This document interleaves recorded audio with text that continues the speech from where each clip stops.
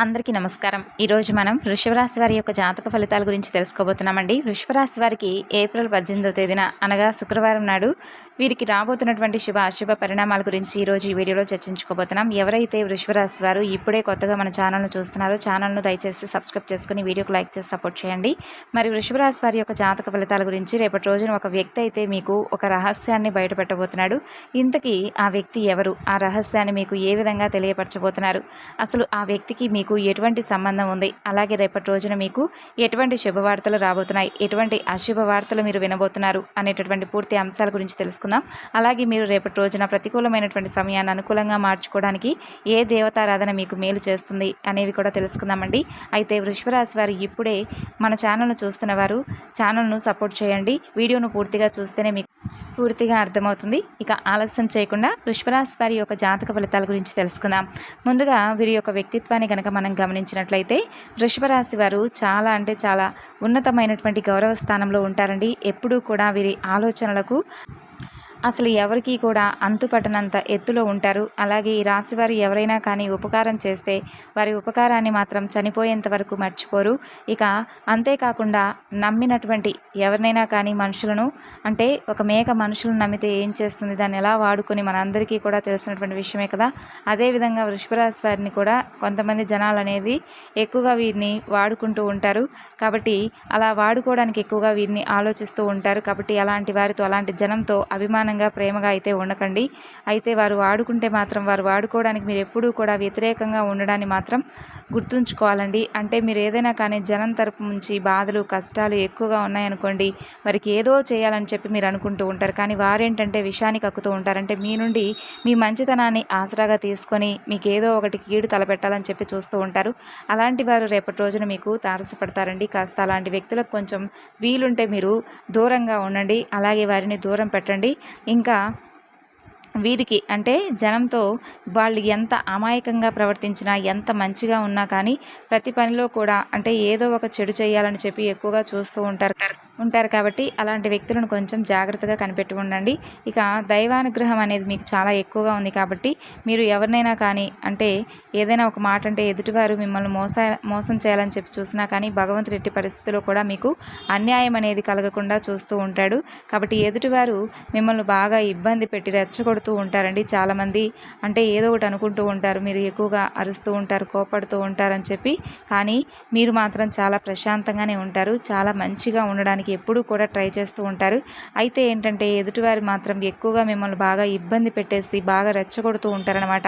అప్పుడు మీరు అరిచినప్పుడు మరలా మీపై వ్యక్తిగతంగా కొంచెం పగలు పెంచుకుంటూ ఉంటారు, మీ మీద ద్వేషాన్ని పెంచుకుంటారు, తప్పుగా మాట్లాడుతూ ఉంటారు. అంటే వాళ్ళు మిమ్మల్ని కావాలని చెప్పి అని ఏదో ఒకటి నలుగురు ముందు మిమ్మల్ని నిందిస్తూ ఉంటారు. కాబట్టి అలాంటి వ్యక్తులను కొంచెం గుర్తుంచుకోండి, జాగ్రత్త పడండి. ప్రతి విషయంలో కూడా ఎదుటివారిని ఎక్కువగా మీరైతే నమ్మేయకండి.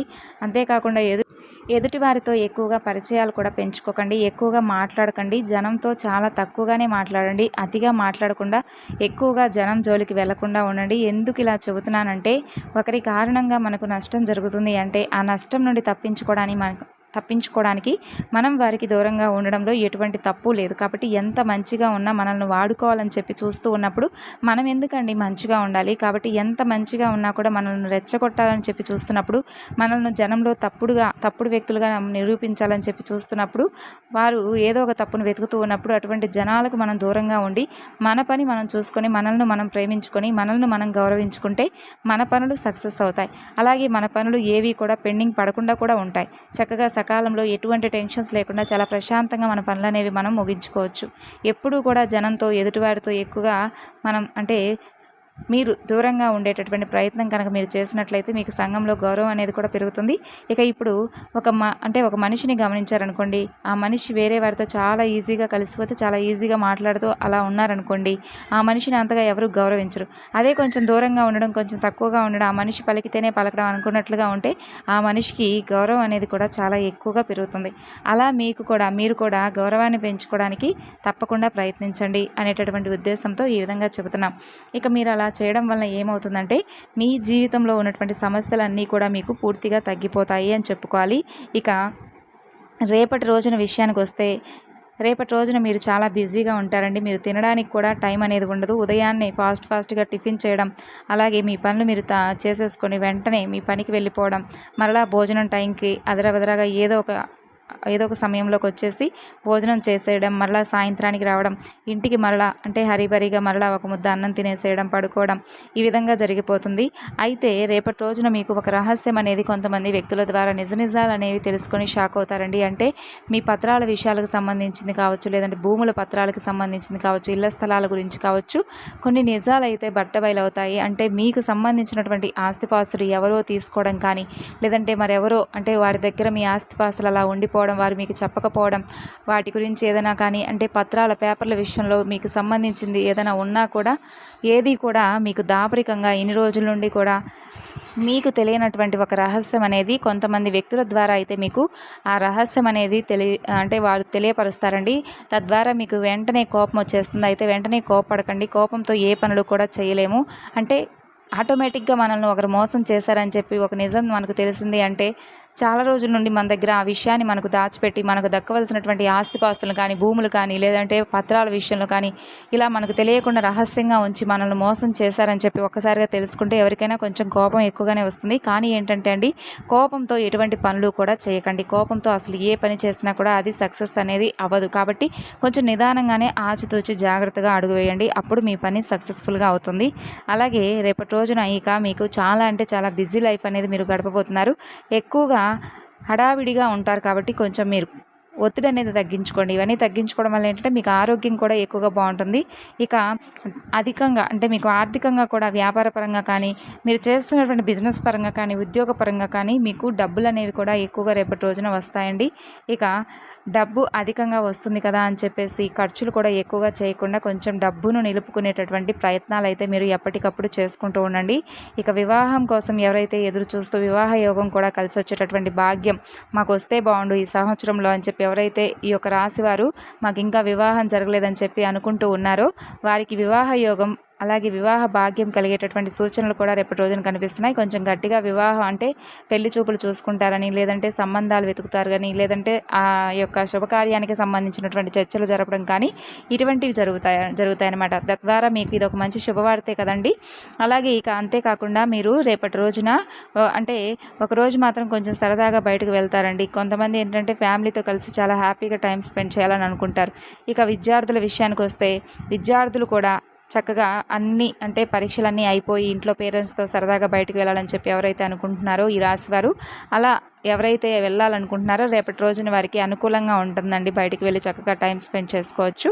ఇక అలాగే ఈ రాశి వారు కనుక విద్యార్థులు అంటే ఎవరైనా ఉద్యోగ ప్రయత్నాలు చేయడం కానీ అలాంటి వారికి సక్సెస్ఫుల్గానే ఉంటుంది. మీరు ఏ టెన్షన్స్ కూడా పడనవసరం లేదు. అలాగే మీరు చదివినటువంటి చదువుకు చక్కగా మీకైతే మంచిగా ముందు రోజుల్లో కూడా అన్ని విధాలుగా మంచి అవకాశాలు వస్తాయి. ఎక్కువగా టెన్షన్ పడవలసినటువంటి అవసరం లేదని మీరు ఊహించిన దానికంటే కూడా ఎక్కువ మార్కులతో మీరు చక్కగా పాస్ అవుతారు. ఉద్యోగం కూడా వస్తుంది.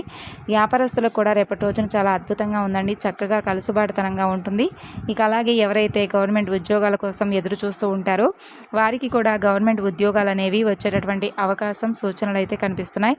అలాగే ఇక సంతానం లేని వారు ఎవరైతే ఉన్నారో వారికి సంతాన భాగ్యం అనేది కలిగేటటువంటి అవకాశం కూడా ఎక్కువగా కనిపిస్తుంది. ఇక భగవంతుడి యొక్క ఆశీర్వాదం మీ మీద ఎప్పుడూ కూడా పుష్కలంగా ఉండడం వలన మీకున్నటువంటి సమస్యలన్నీ కూడా పూర్తిగా తొలగిపోతాయి.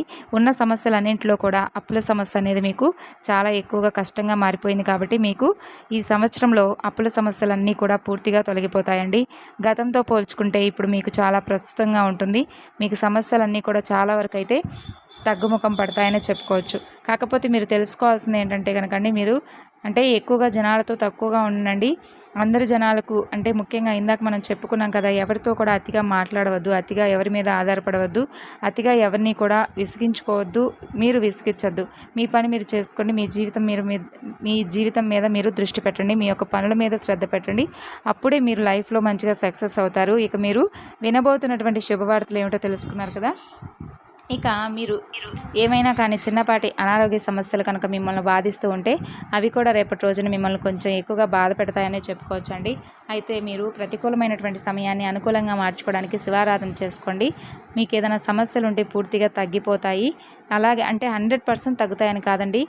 ఏదైనా కానీ కొన్ని విషయాల్లో భగవంతుడి యొక్క అనుగ్రహం మనకు తోడుగా ఉంటే మనల్ని ఏ సమస్యలు కూడా ఏమీ చేయలేవు కదా. కాబట్టి భగవంతుడి యొక్క అనుగ్రహం కోసం మీరు ప్రయత్నించండి. మీకు ఏదైనా అనుకూలంగా చేయడానికి భగవంతుడు కూడా ప్రయత్నిస్తాడు. మరి తెలుసుకున్నారు కదండి ఈ యొక్క వృషభ రాశి వారి యొక్క జాతక ఫలితాలు. తిరిగి రేపటి వీడియోలో కలుసుకుందాం. అంతవరకు నమస్కారం.